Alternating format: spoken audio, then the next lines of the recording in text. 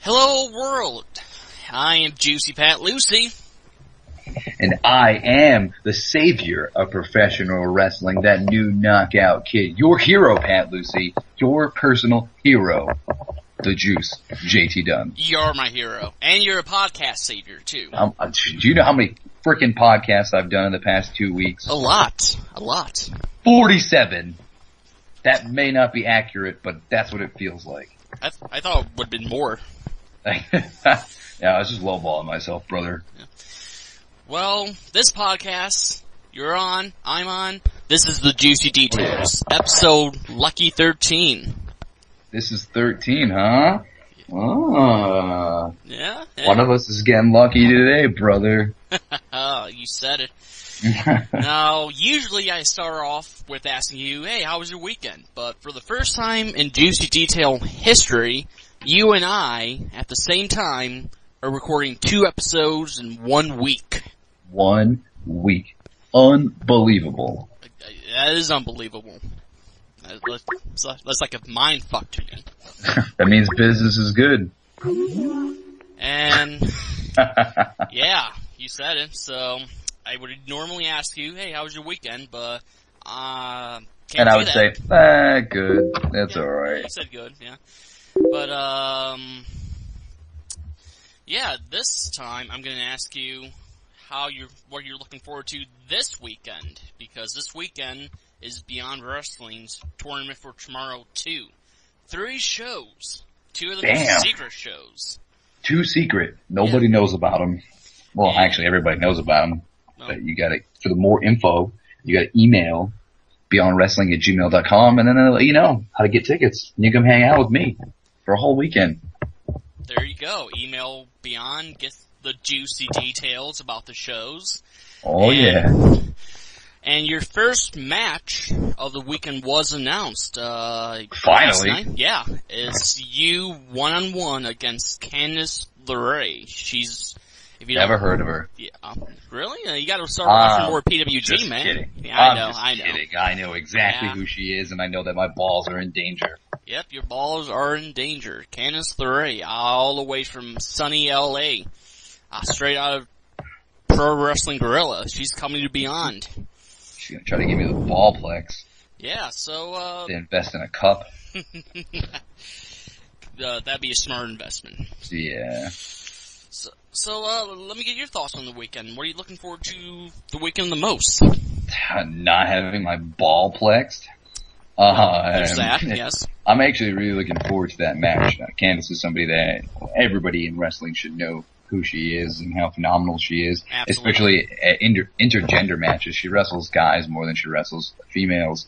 So I know that my work's cut out for me. I've been watching a lot of film in the process of packing up, because I've been so busy the past couple of days getting things ready for the weekend, because I'm also in the process of moving. So moving and then having to pack for the weekend and not being here, just so much stuff going on. I haven't slept, so I'm going crazy, Pat Lucy. I'm going crazy over here. And then I have 3 days of wrestling. 3 straight days of wrestling. And man. See, I was really looking forward to having an awesome match in the first round. But knowing that it's Candice LeRae and she can beat me, and that I might not be in the tournament finals come Sunday, that's disheartening. So I'm gonna have to give her a ballsplex, because that's just what I'm gonna have to do. Yeah, give her a ballsplex. That's what you gotta do, man. You gotta do what you gotta do to win. I'm trying to get to the finals, man. Trying to win this for the Juices. That's what you gotta do, man. That's what you gotta do for us, you know. But all the way to the finals, give us Juices a good name. Hell yeah. But no, that should really be a good match, you know. Like you said, Candice, she's phenomenal, especially in intergender matches. I saw her live for the first time at, this past PWG's Battle Los Angeles. She's incredible live. And, you do got work cut out for her, Yeah, I actually just met her a few weeks ago, when CZW had her in there to mix tag with Greg Excellent against Pepper Parks and Cherry Bomb. She was awesome, dude. Like, she was so awesome that I'm now even more scared remembering that match. Damn it. But, no, I believe in you. I believe in you. I believe you're gonna make it past Candice, you're gonna make it past the second round, and you're gonna go all the way to the finals and win it just for me. And Whoa. the other juices. I like it. I like the enthusiasm. Indeed, indeed. So, I think it's time to move on to this week's Axe.fm answer question thingamajig. Oh, fuck. That is the official name for it. I don't care Yeah, what anyone hey. says. Let's do it, man. Let's keep that. Let's copyright that. Let's get it on a t-shirt. Yeah, get on The whole ProWrestlingTees.com, sell it for $25. Yeah. Just rip everybody off. That's what we do.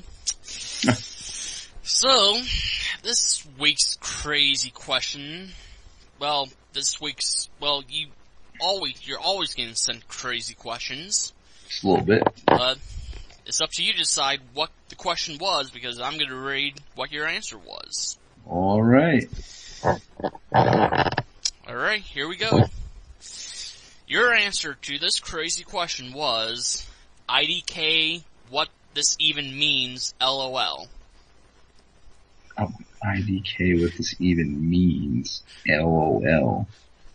IDK, what In this case no one knows what IDK means, it means I don't know. And of course, LOL means laugh out loud. If that helps at all. We're laughing out loud. Yeah. So, I definitely laughed at it a little bit. Just a tad bit. IDK, what was the middle part? IDK, what this even means. LOL. What this even means. Oh, wait, was this the, what this even means? Was this the role play thing? The cosplay? Or something like that? Not exactly. You're not too off, though. Damn it. I could have sworn that was what that was for. I remember somebody asking me if I was if I would do this fucking, fuck. I think I know what it is, I just can't think of the way to explain it the right way. But he wanted me to do the online role playing as a wrestler or some shit like that. He said I'd be really good at it. That was what happened afterwards, so that's not the same one? I don't believe so, no. I mean, this may have been the same person who sent the question. Damn it. But alright, what was the question? Okay. So my streak's over. I'm 2-0 and down the shitter. Well, everyone has to lose their streak sometimes, you know. I mean, it's not like Undertaker can go. He's eventually gonna lose. We both know that. I think so, at least. I just didn't want to have to lose. Not the thing where I answered that. I should remember. Right. The question was. Wait. Oh, okay. I'll give you another. IDK, what that even means.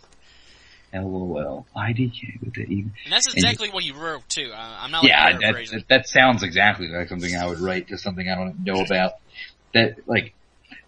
The only things I can remember recently that happened that came where I didn't know what they were talking about was that guy with the role playing. Somebody asked me, it had to have been about my penis. It was not about your penis.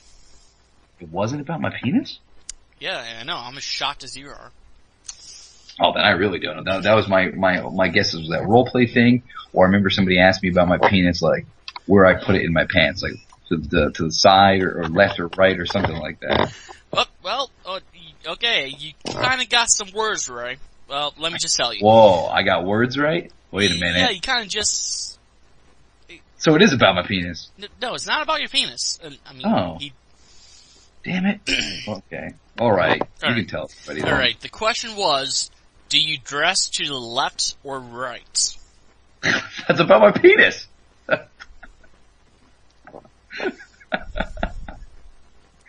See, I knew it had to be one of the two things. That weird roleplay guy who wanted to probably dress me up in a mask and take me home for Christmas dinner, and then something about my penis. How's this about your penis? Please because I remember they ended up writing. Somebody wrote back to me in another question, and they were just like, I was like, I don't know what this means, and they were like, oh, that means do you put your balls to the left or do you put them to the right? Like when you get dressed. Okay. That's what the question initially was about, and I had no fucking clue. I was like, I don't even understand what this means, and it was about my penis. The guy wanted to know when I put my pants on, do I set them to the left or do I set them to the right? Well, technically, that's more about your ball sack, not your actual penis. But I'll give it to you. Yeah. I was just as perplexed about this question too, but now, okay, kind of makes sense. Yeah, some people are really weird. Well, your fans are at least, yeah. Oh, boy. Speaking of weirdos, are you ready for tonight's guest on the roast of JT Dunn month? Oh, that's still going on? It's still going on. Damn it. I thought it was over. No, in fact, I love these episodes so much, I may just keep it going until the end of the year. Wow. This guy over here, huh? Alright. This guy, yeah. But, today's guest, you know very well. And, fuck it, let's just get him on. He's waiting. Do it. Balls deep, brother. Balls deep. To the left or to the right? To the left or the right.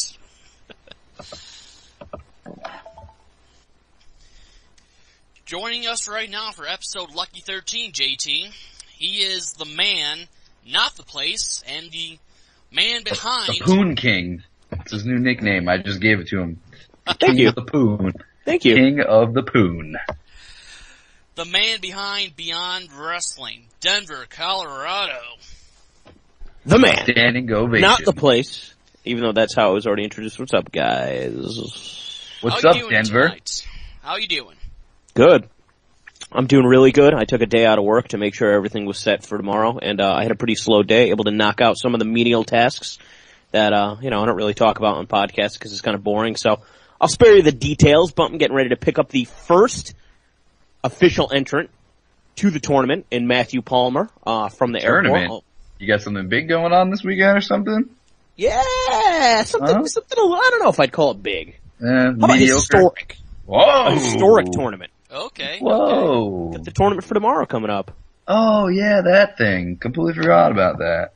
Yeah, I never even heard of it until now. Yeah.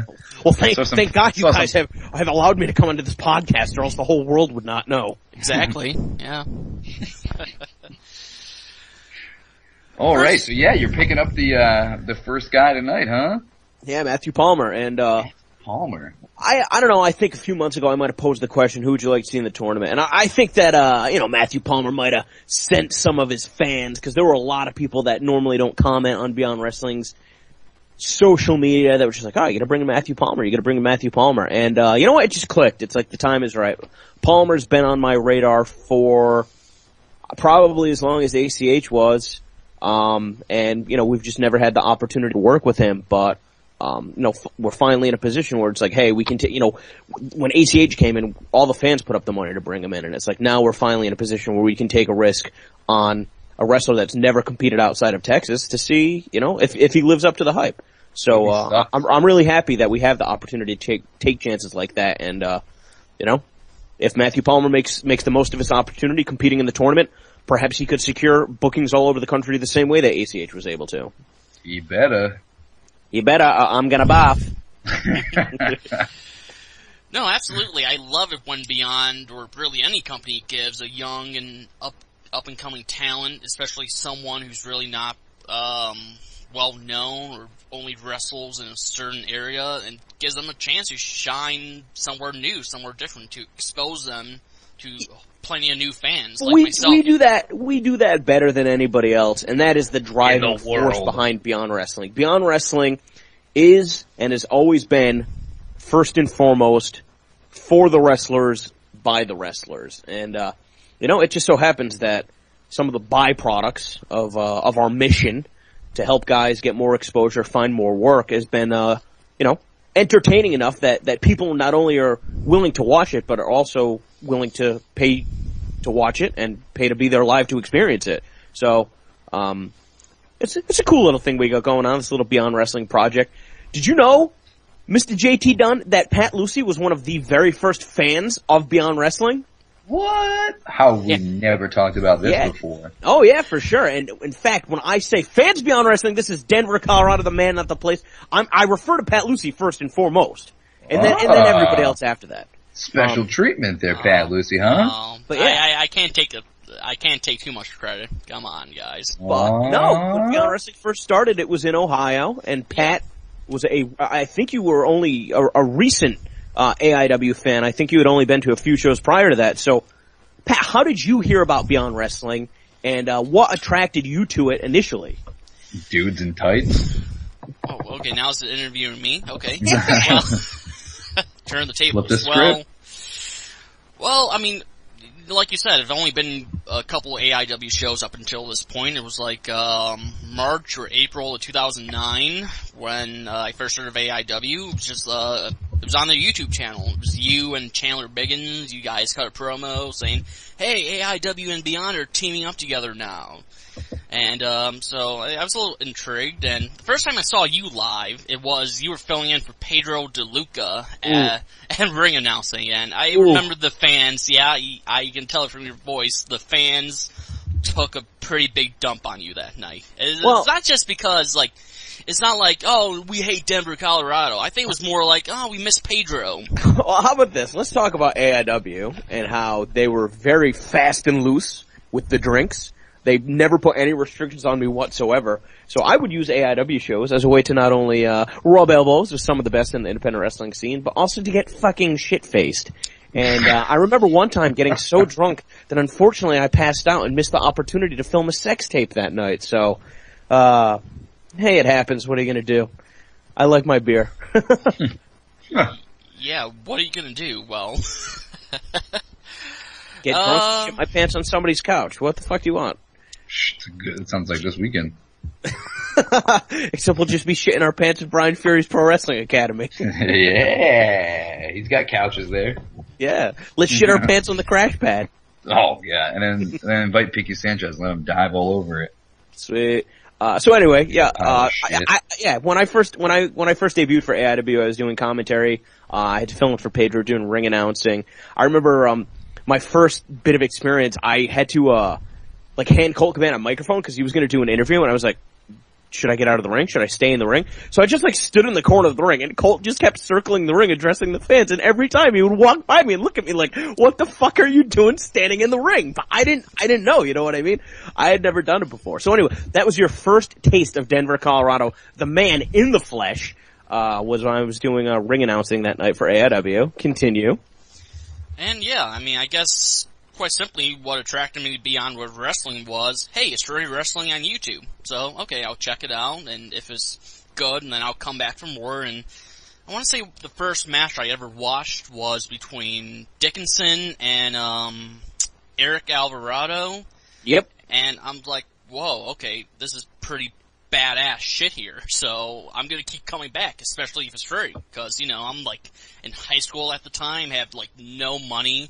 I can only afford going to AIW shows and watching whatever on YouTube, so it's like, hey, Beyond Wrestling is free, it's on YouTube, so, and they keep putting on good matches, so why not go back? So, just ever since then, it's like, hey, if you want some good free wrestling, go to youtube.com/Beyond Wrestling, cheap plug there, and just watch whatever's on the YouTube channel. Great stuff. We put up a lot of content. We keep it fresh. We like to mix it up.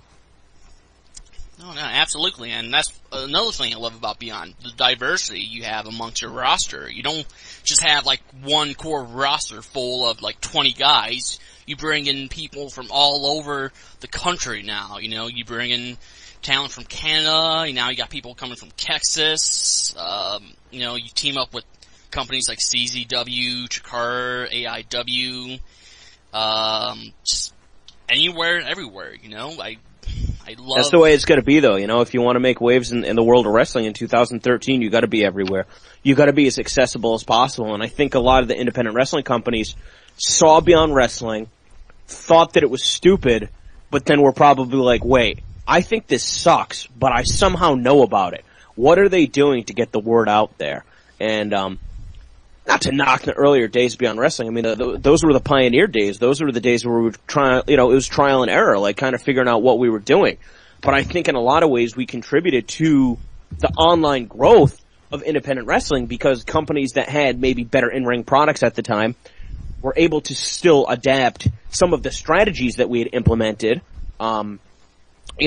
Chikara had gone from the podcast to Go-Go, which is a weekly release of clips of matches, to a very similar format on YouTube to what we were doing, which was 5 new videos a week, including a free match. So in that regard, like, it's awesome knowing that we had an influence over the proceedings, over the progress of independent wrestling. I don't think anybody's nailed the formula quite the way that we have. And going back to what you were saying about the roster, it is very fluid. If we have a core roster, it maybe is 8 guys at any given time. But that's cool. We need to be flexible. We need to be prepared for a situation when, one of our guys may not be there because he's working, in a lot of ways, Beyond Wrestling first started as like a launch pad. And I think over the past couple months, since we found such a special thing going on with Fet Music in Providence, Rhode Island, like, we're slowly but surely becoming a destination promotion, where rather than being a promotion to help guys get work for other companies, now we're the company that people want to work for, because not only are they going to get the exposure, but, they'll get the paydays, which is something that wasn't always there, in the earlier days of Beyond Wrestling. So, the roster is still very fluid, and as a result, I think, it gives us the opportunity to work with a lot of new talent, and, seeing that I'm doing this podcast to promote the tournament for tomorrow too, that's the name of the game. We want to try and bring in as many wrestlers as haven't competed for us on a regular basis, for one weekend, and in one weekend, over the course of 3 different days, let them do the best that they can. And maybe some will be back, maybe some we'll never see again, but again, that's part of the fun. Absolutely. Now going into the tournament for tomorrow, what made you change the concept from the original one to now mix dicks with chicks this time, brother? Ever since we did the match with Dickinson and Haley, and I saw the incredible response we got from it, I was just like, what can we do in the world of wrestling that'll get people's attention that is different? And everybody runs a tournament. Every company has an annual tournament. I mean, most companies probably have 2 or 3 annual tournaments. PWG does the DDT4 and the Battle of Los Angeles. Chikara had the Young Lions Cup and the King of Trios. With CCW, you have the Best of the Best and the Tournament of Death. Mm-hmm. So it was like, what can we do that nobody else is doing? And I thought, what about a high-profile intergender tournament? I don't think anybody's ever done that with all guys versus all girls in the first round. I remember the first person I reached out to, this is how far back this idea was in motion, was Sarah Del Rey. And I remember emailing her back and forth to check her availability. And unfortunately, it was just something at the time that, like, we just really didn't have the resources to be able to pull the trigger on it. And, obviously last year, I don't think we would have been in as good a position to do it last year as we have this year. But the lineup that I had for last year's tournament is drastically different than the one that we're rolling with this year. And I think that really goes to demonstrate that, like, how many of the guys that I would have expected to feature last year, like Dickinson and Busick, don't even necessarily need that added exposure because they've done such a tremendous job getting themselves out there in 2013. Obviously, us working with WSU, considering that I own both Beyond Wrestling and WSU, baller. It's also, baller, of course. What company should I buy next? That's the next question. WWE. I was going to say TNA because they're looking for a new owner, anyways. Beat Billy Corgan to the punch. Let the jokes write themselves. So anyway, obviously that was one of the big reasons that we took over operations of WSU was for this very tournament. So that way we had 2 different organizations, backing it because this is going to be a big deal. And long term, as obviously we've got a lot of content to create over the next 3 days, but long term, once this footage starts getting rolled out, once we start seeing promo pictures and biographies and interviews and blogs with all of the competitors, we're looking at possibly 3 or 4 months,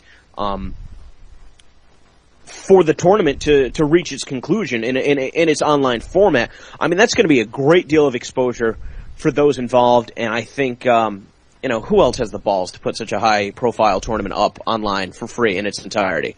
It's going to be great for our YouTube channel. It's going to be great for the WSU YouTube channel, and I think, this is something that I've been banking on for a really, really long period of time. And it works right now. The timing of it works, If we would have done this last year, we didn't have Fett music in the mix. So we would have been looking in front of, doing the show in front of a crowd of maybe 100 at best. If we're lucky Sunday, hopefully there'll be as many as 300, if not more people in attendance. 700. Which right there, having all of those people in attendance, we then have that buzz to rely on, like, oh shit. Like, the tournament finals were fucking insane. Like, you cannot wait the 6 months, the 4 months, the 3 months, however long it's gonna take to see these finals go online for free. Like, you really missed something special. And, again, we're working with not only some of the top up-and-coming men's wrestlers, but just the lineup alone as far as who we've got from the female competitors. I mean, this time last year, we would have never been able to work with Christina Von Eerie or Candice LeRae. Kimberly is probably somebody that wouldn't have been ready for it this time last year. I don't know. I don't even, what are we talking about again?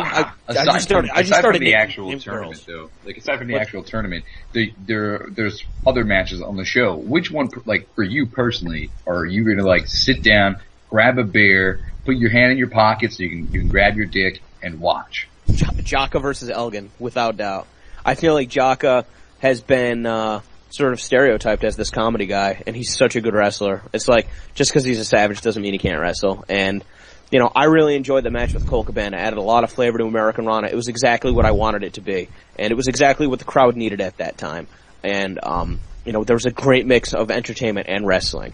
Jaka got thrown in the 6-man tag at the last show, which was a match that changed around a little bit. And, that match, literally, every single minute, there's a reason to laugh out loud. Dan Barry and Johnny Coxstrong should be wrestling each other in different combinations till the end of time, and I will never get sick of watching it.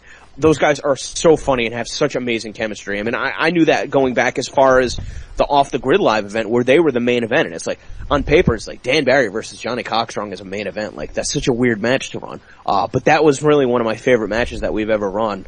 But now it's Jaka has this opportunity to have this serious wrestling opponent. For a long time, Jaka was considered the ace of Beyond Wrestling, and I don't think there's a better wrestler in 2013 than Michael Elgin. So, for the fans that have only been coming to the Fett shows that don't know what Jaka is capable of, he's going to be turning heads and opening eyes. Perhaps turning heads so fast that people may break their neck. Whoa. Well, you better have an EMT there. I believe it. Is there anyone, you wanted for the tournament for tomorrow? In the tournament, anyone, male or female, that you wanted to be in this tournament, but for reasons out of your hands could not be booked in it? Yeah, especially in the female lineup. Two names immediately come to mind. Jessica Havoc, the WSU World Champion. She is unbelievable, and the match that she had with Sami Callihan earlier this year was unbelievable. And I mean, that was just we were in a pinch last minute because Lufisto had gotten hurt and we needed a main event match, and Sami stepped up, and those two had one of my favorite matches of the entire year. So I think, not having Havoc in the tournament, kind of sucks, but at the same time, everybody knows who Jessica Havoc is. So I don't know if she would have benefited from it as much, as sort of Beyond Wrestling and WSU would have benefited just by, her lending her credibility to the tournament. Somebody else that I would have loved to have had in the tournament is Athena, who unfortunately, hurt her shoulder at one of our WSU events in August and is going to be out for the rest of the year. Cause Athena, is just an incredible athlete. It's not to qualify she's a great athlete for a girl. She's just a great athlete, period. Barbie Hayden, who's somebody that we brought into WSU only a couple shows ago and is really connected with our crowd in a way that I would have never anticipated. I would have loved to have been able to have her out, but she's, contractually obligated to compete elsewhere, this upcoming weekend, so she was unavailable. I could go on and on. Obviously, on the male side of things, it really sucks not having Black Baron. He's somebody else that just hurt his shoulder, and, Baron, what do I want to say about Black Baron? I feel like since hopefully good things, or he's gonna kill you. No, it's only good things. I just want to figure out. I want to figure out how I want to say it. Like, since he had his breakout performance against Biff Busick, at the charity event that we did for Charade last year, I feel like he hasn't been featured consistently enough. And like, yeah, part of that is my fault as, you know, as the matchmaker. Obviously travel issues as well. He comes all the way from Atlanta. And I think with some of the all killer shows that we've done, sometimes when we rely on the all killer format, the matches don't get the same attention they would as if they were released individually. And Black Baron is probably the MVP, the all-star of the all killer series. Cause he has had so many great matches with such a variety of different opponents. So it really sucks that Black Baron is not going to be competing in the tournament. But it was a lot easier to put together the men's lineup, I would say, than the women's lineup. And I almost wish that on the men's side of things, that it was even a little bit more diversified, that we had some guys coming in from different regions. But, you know, maybe that's something to say for Tournament Tomorrow 3. I'm really happy with the lineup. And then once it was like, it's time to put the pencil to the paper, it's time to start putting some matches together. I'm really, really happy with the first round lineup. Like, I think there's some really intriguing combinations, and, to see the way that they're going to be able to play out is, unpredictable. But I think that's where a lot of the fun is. Because with a tournament like this, when almost everybody's on equal playing field, knowing that, you know, the draw of the show is that these people aren't, you know, that these competitors aren't necessarily draws. So it's like, oh, who's going to break out of the pack?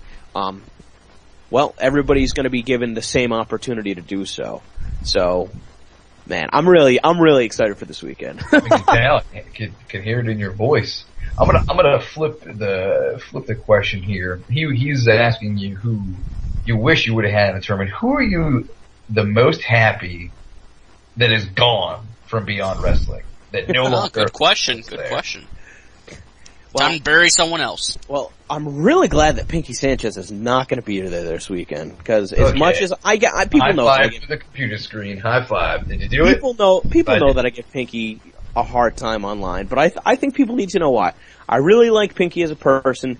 He's the type of person I don't like doing business with. End of story. There's just some people like that. You know, in wrestling, a lot of the people that you work with are your friends, and sometimes, you know, that business aspect can put a strain on those friendships. And I really like Pinky as a guy, but I don't like him as somebody that wrestles for me. So, but with that said,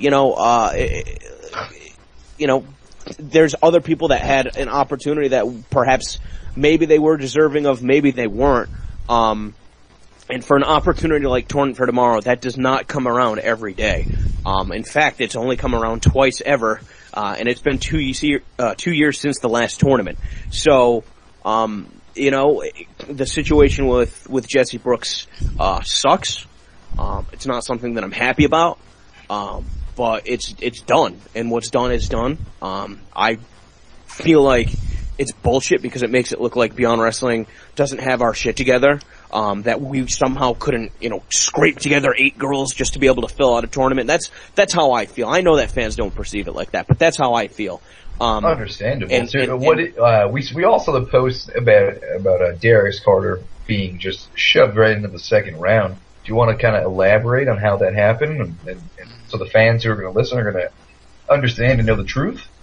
Yeah, I mean, I was contacted yesterday, and the match was Bonesaw versus Carter, and Bonesaw said she wasn't going to do the match. And it's like, why 2 days before the show are you now taking interest in what you're going to be doing on it? Like, how could you have not known, what you were going to be doing? Or if it was such a concern, like, why did you wait 2 days before the show? And honestly, I do have other female wrestlers that I've contacted to participate in the tournament, but I don't feel like that's the right move to make. And so, Darius is going to advance to the second round. And Darius is another pain in the ass. To me, Darius is on the same level as Pinky Sanchez, but I don't know what it is about Darius. I think, honestly, Darius is a better wrestler. And I've seen him have some unbelievable matches for Beyond Wrestling. Just as good as a competitor like Chris Dickinson, Biff Busick, or Drew Gulak. The problem is Darius's attitude. And so, this weekend is going to be a true test for him. And, in a lot of ways, I think that Darius and Bonesaw are very similar. And I think this would have been a great opportunity for both of them to sort of, if there's any negative perception of them in the world of wrestling, this was an opportunity to change it. And, Darius has one less opportunity to do so, and, Bonesaw will have no opportunity. So, I mean, that's pretty much that, I can't force anybody to do the show. That's one of the last things I want to do, is put anybody in a situation that they're uncomfortable with. If somebody doesn't want to do something, I'm not going to try and convince them to do it. But it's also very frustrating when, let's say that channel of communication, is closed off. So, it's not like you can even reason with that person or sort of, bounce different ideas. It is what it is, man. I mean, I'm sure it sucks that it happened under such a short period of time, because I'm sure there would be dozens of girls that would be killing to get that spot. But, one day before the tournament, Darius Carter's going to get a buy into the second round. So it is what it is. We're going to make the best of a bad situation. Speaking of big pain in the asses, I think it's time to get to our JT Dunn questions on the ropes of JT Dunn month. Just trying to avoid these. No, not today. My first JT Dunn question is, Denver, when did you first meet JT Dunn? When, where, and what was your first impression of him? Well, here's a kiss of death in Beyond Wrestling if Steve the Turtle Weiner goes to bat for you. And Turtle is like, Drew, you gotta book JT! And, this was right when Turtle first started working with us. I knew that he was based out of New England. I mean, I grew up with Turtle, and then when I moved to Ohio, I didn't do anything. And then I remember going to a King of Trios once, and I was like, what the fuck is the Turtle doing here? And then it was like, oh yeah, he works for Chikara. And then I ended up going back when I became a fan of Chikara and watching some of the older stuff, and I was like, oh, Turtle's like a pretty big part of Chikara. Like, this is a little crazy. So, he did the match with Johnny Cox Strong in either January or February of 2011 for Gospel of the Boards. Goddamn, we've been running so long, I can't even keep my dates straight. That pisses me off. I used to know the date of every show, the exact lineup, like I had it all memorized. It's like, we're really starting to grow. It's crazy. And so, Turtle wrestled Cockstrong. It was what it was. It was fine. It was funny. And so Turtle was like, hey, like, you really got to work with JT. And I was just like, all right, fuck it, fine, whatever. And I didn't really think much of it. And then I remember, I think one of the first times I saw JT wrestle, he had like powder blue tights and white lettering, and I was just like, I don't know about this look. I don't know about this gear.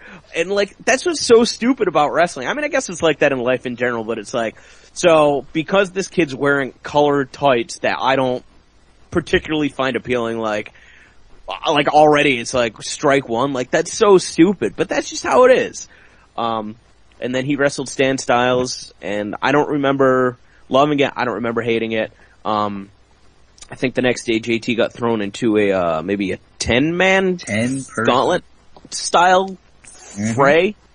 Yeah. And then Kerry Silkin showed up for it, and it was just like, here's all the new guys. We're gonna put them all in one match. And then like Kerry Silkin showed up, and he was just like, oh, these guys are really reckless. Like, somebody's gonna get hurt, and it's gonna be a liability. And I was just like, okay, I got hurt.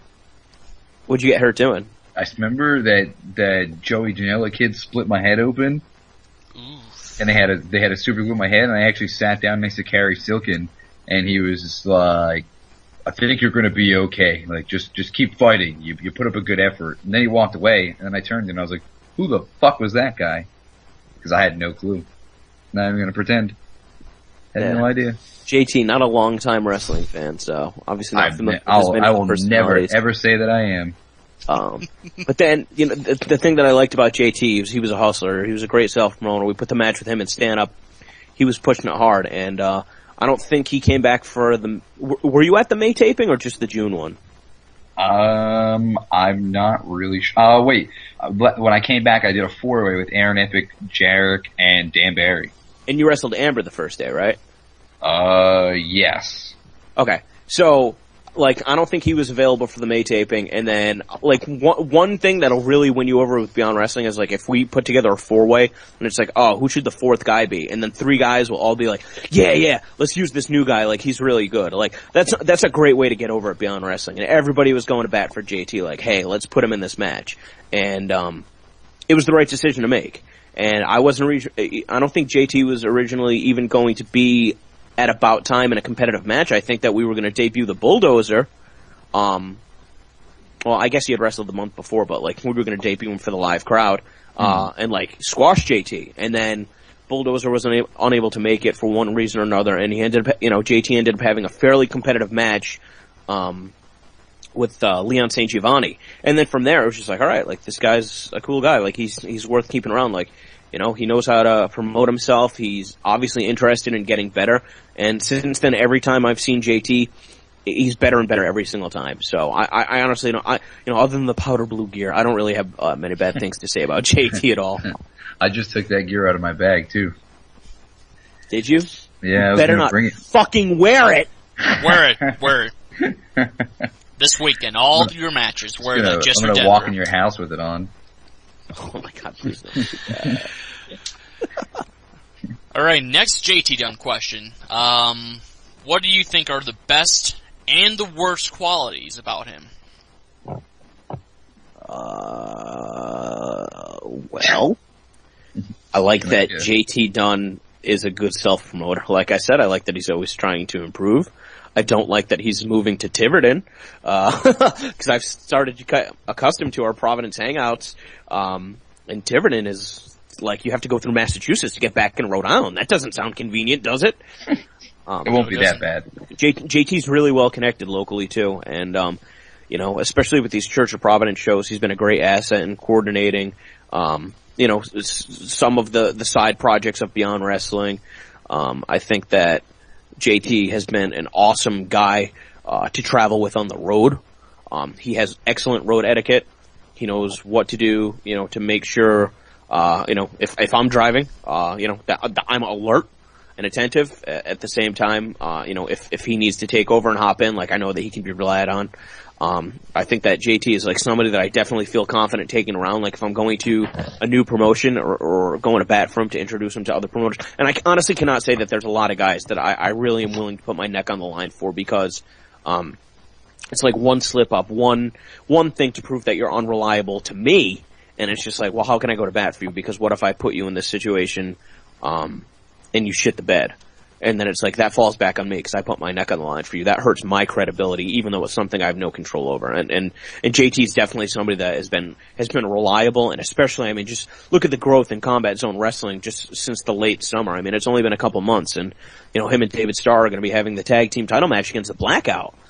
Cage of Death. Like, Cage of Death is one of the absolute biggest cards annually in independent wrestling. Like, Cage of Death is probably like top 5 shows of the year.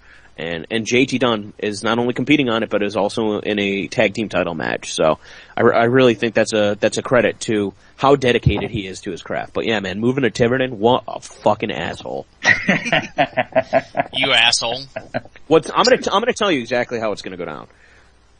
I'm gonna say, JT, guess what? Like, we're gonna have to move in together. And then I'm gonna pressure him. I'm sure the whole time he'll be ready to make the move. But I'm gonna pressure him until I'm ready. It's gonna be like, JT, like, you gotta do it. And he'll be like, alright, fine, let's do it. And I'm like, no man, I'm serious. And he'll be like, yeah, I know. I'm ready, let's go next week. And I'm like, no dude, like, I don't think you understand how serious I am. And then like, maybe in 6 months, like maybe around springtime we'll move in, so. And then we can set up the office. Yeah. Office like they have in Japan, where they have a bunch of wrestlers live in the dojo together and all work besides wrestling, doing some of the business aspects of the things. I would love to do that with Beyond Wrestling in the next year. I don't know how realistic it is, but that is a goal that I have in the back of my head that I'm striving towards. Sounds good. And then my last JT Dunn question is, can you tell us one embarrassing JT Dunn story? I know you have plenty to tell. Like, you can tell it's just at least one. Yeah, but I don't want him to get in trouble. Oh boy. No, come on. You gotta tell us now. Come on. You should have told me this beforehand. That way I could have thought of every embarrassing story and picked one that was appropriate. Hey, no restrictions. Well, how about this? This is Okay. an embarrassing story involving JT. It doesn't embarrass him, and it embarrasses me. right, But that's fine. at the September CZW show, I definitely shit my pants. I thought I had to fart. I miscalculated it. It was poor judgment on my part. And it wasn't just a little. It was a lot. And the Whoa. facilities at CZW, are sometimes very nice and sometimes really unstocked depending on whether or not the CZW show follows hockey.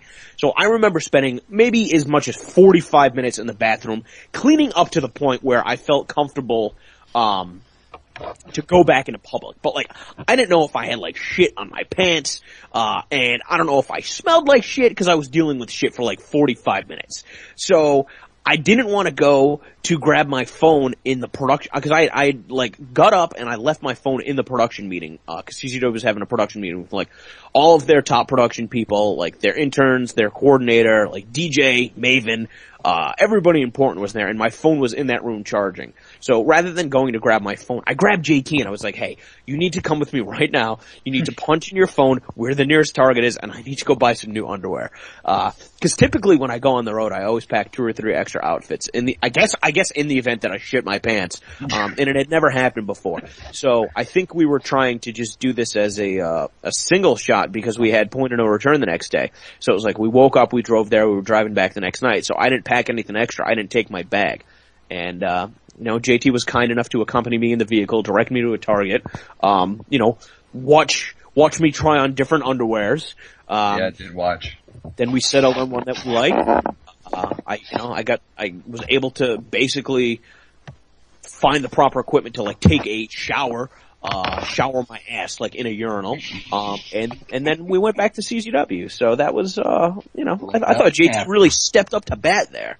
He could have said, no, Denver, you and your shitty self can just, have a shitty time at CZW. But, I was a clean man. I was a fresh man. It was great. It worked out. It worked out wonderfully. JT Dunn, the quicker picker upper. Now I wear diapers to shows. Yeah. I've actually been accused, at IWA Deep South, because I have such a large posterior, of wearing diapers under my suit when I was managing Vincent Nothing in a 4-way non-tournament match, the year that I went down with Faith in Nothing and Drake Younger, and Scotty Vortex, I believe, to, Carnage Cup. I think it was Carnage Cup 4. Could have been Carnage Cup 6.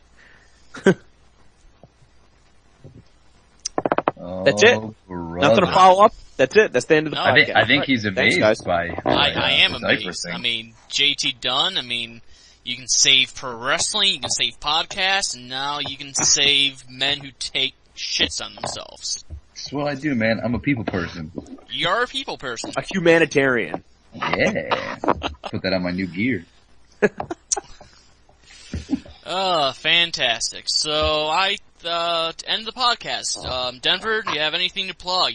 Maybe a little more juicy details about this weekend's tournament for tomorrow too. Oh, I mean, what do you want to say? This is Beyond Wrestling's biggest endeavor. We've never done a triple shot before. We're going to be taping Block A on Friday, Block B on Saturday, the tournament finals on Sunday. Block A and Block B are secret shows. This is the first time actually that we've allowed fans to come to our studio tapings. And there's going to be a limited number of people. If for some reason somebody's listening to this and they absolutely want to come, email us at beyondwrestling@gmail.com. We'll hook it up for you. But, Block A, we're going to see Darius Carter getting a bye. We're going to be seeing Green Ant versus Hanea. We're going to be seeing Jules Malone versus Matthew Palmer. I think that's a match that has a lot of intrigue. And we're going to be seeing Lexus versus Anthony Stone, 2 New Englanders that I'm not sure if they've ever competed against each other before. We're also going to be having some non-tournament matches. I'll announce them here, I guess. I don't think we've announced them publicly. But JT is actually going to be taking on Kimberly in some non-tournament action, which is a pretty awesome match. And we're going to have Candice LeRae versus Christina Von Eerie, one-on-one, renewing their rivalry from California on the East Coast for the first time. Then on day 2, the 16th, Block B, we've got Johnny Silver, a completely hilarious dude, and I'm so glad that we were able to get a spot for him in this year's tournament. He's nuts. He's unbelievable, but he is fucking nuts. He's so funny. He's the funniest man I've ever met in my entire life. He's wrestling Allison Kay. They're going to beat the shit out of each other. That's an awesome match.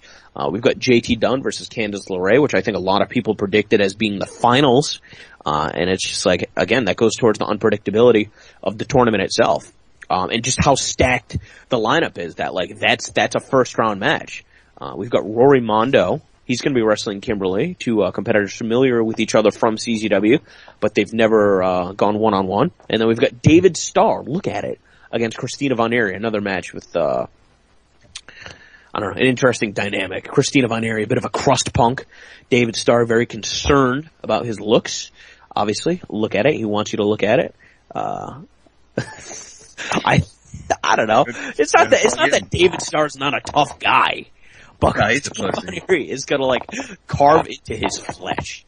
So that should be an awesome match. And then Sunday, November 17th at Fet Music afternoon show, we return with the Tournament for Tomorrow 2 finals, being headlined by the tournament finals. We've also got Biff Busick versus Eddie Edwards in an Iron Man match, a match that was not originally scheduled. But the fans chanted that they wanted to see it at Point of No Return, and that's the thing, is how can we say no to the fans? I don't think the fans will ever truly understand the amount of influence that they have over the proceedings, and we bill our live shows as being the most interactive on the planet, and that's a big claim that we have to live up to every time, and I think especially with the atmosphere we've created at Fet Music, we're able to do so. But for so long, people used to knock Beyond Wrestling and say like, oh, they think they're better than the fans. They think that they're above the fans because the fans aren't allowed to come to the shows, and it's just like, no, like, we've created this crazy atmosphere, and it took us a long time to be able to figure out how to authentically replicate that for the live event format. If you go and watch some of our first live events, it's hit and miss, honestly, because it was difficult to replicate that format. But we finally nailed it, and for Biff Busick and Eddie Edwards to wrestle with all of the hype that Eddie has, is he going to WWE? Is he going to TNA? Eddie has so much hype these days, and it's all warranted. He is one of the absolute very best wrestlers in the world. I think Biff Busick is right there with them. So those guys are going to tear it up, guaranteed, for an entire hour. That's super exciting.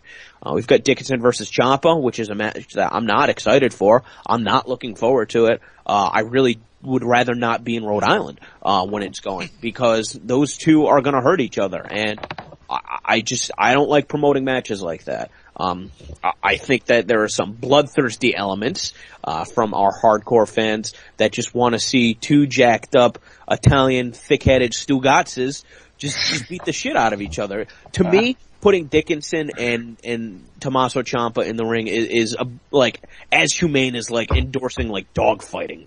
Like, those guys are gonna hurt each other.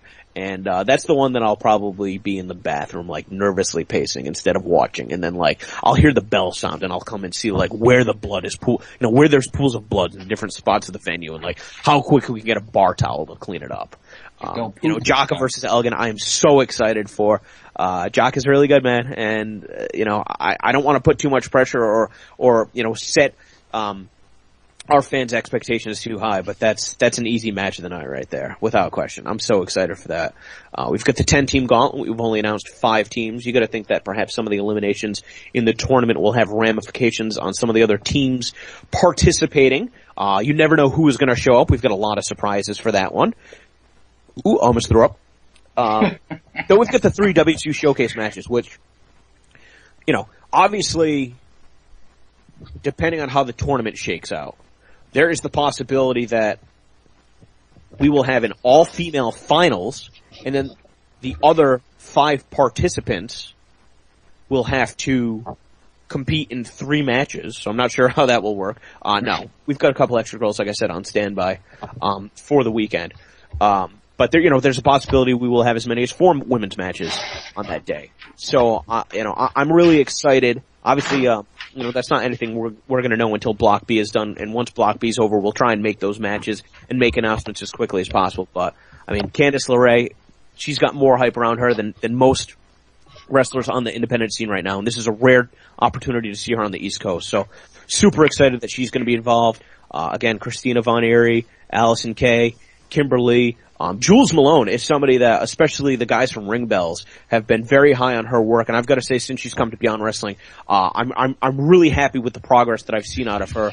A newcomer, she's only been wrestling for about 2 years, so I think this is like the tournament for tomorrow is like, win, lose, or draw. This is such a good learning experience for a competitor like her. Obviously, Hania, who's new to the scene, we're gonna have more of an opportunity, to see what she's capable of doing. How she's been able to reinvent herself, and sort of see different elements, that previously weren't there. So, what else do we have?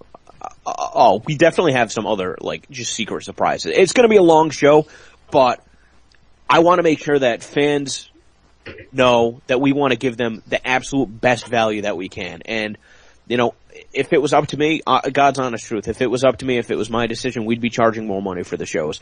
But FET wants us to keep the tickets prices as low as possible. And I think if you were to go to New York City or Philadelphia and see a card like this, you'd probably be paying at least $20 for general admission, maybe as much as $30. And so the fact that we've been able to keep tickets at $15 for general admission if you buy them in advance at lookmonofens.com, they're going to be $20 if you walk up day of show.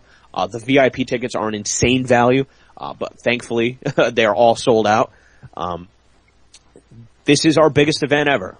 If American Rana, sort of set the tone of what we're capable of, and Point of No Return proved that we're not a fluke, then without question, Tournament for Tomorrow 2 is our absolute biggest event ever. It is our most important event ever, and it will have huge ramifications on the potential growth, the continued growth of Beyond Wrestling in 2014. So anybody in earshot of this podcast, I strongly urge you, please get to Providence on Sunday afternoon. Please support us, especially if you live within driving distance to Providence. Nobody else is putting on shows like us.